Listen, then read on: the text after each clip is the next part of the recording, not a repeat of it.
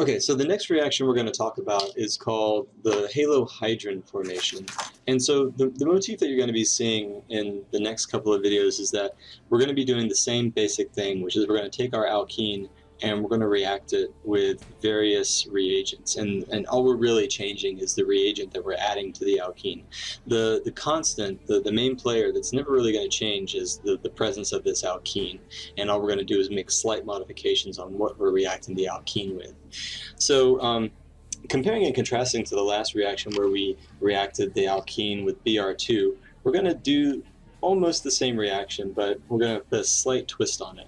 So in this case, the halohydrin formation, the reagents for this reaction are twofold. We're going to have Br2, but we're also going to have water in solution. And not only are we going to have water, but we're going to have a huge excess of water. So the excess of water is notated with this X and this S. So, phonetically it actually sounds like excess, so that's what this X and the S is for. It's just a faster way of writing it.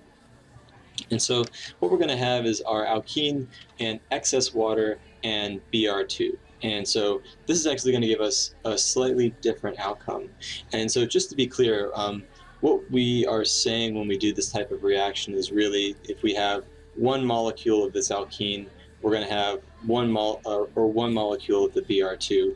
You might see this notated as mole, and so this is actually, the units here are mole, not molecule, but since Avogadro's number really isn't changing, it's a constant, we can really say this is a molecule to molecule comparison.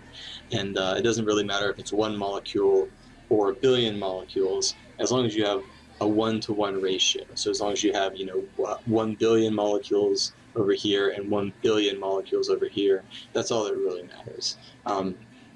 And so as long as you have if it was a billion, and then 100 billion or something like that for the water.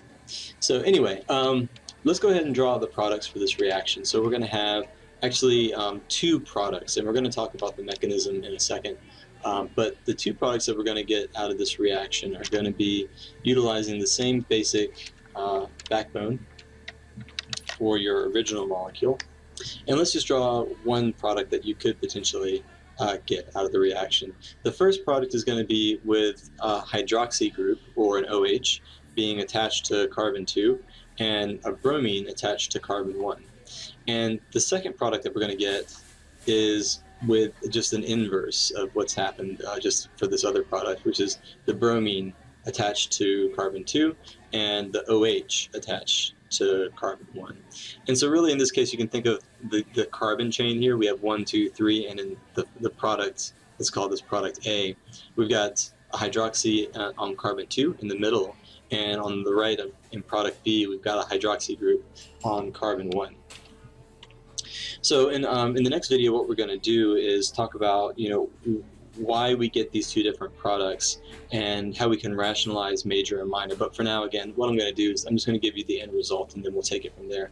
Of these two potential products, the major is going to be molecule A. This is going to be our major product, and molecule B is going to be a very minor, if any. So maybe I'll take this designation and kind of shift it over just a tiny little bit and make this very minor, so not very much at all, if any. So this is the setup for the halohydrin, and in the next video we're going to talk about mechanistically what's happening and the rationale as to why A is the major and why B is the minor.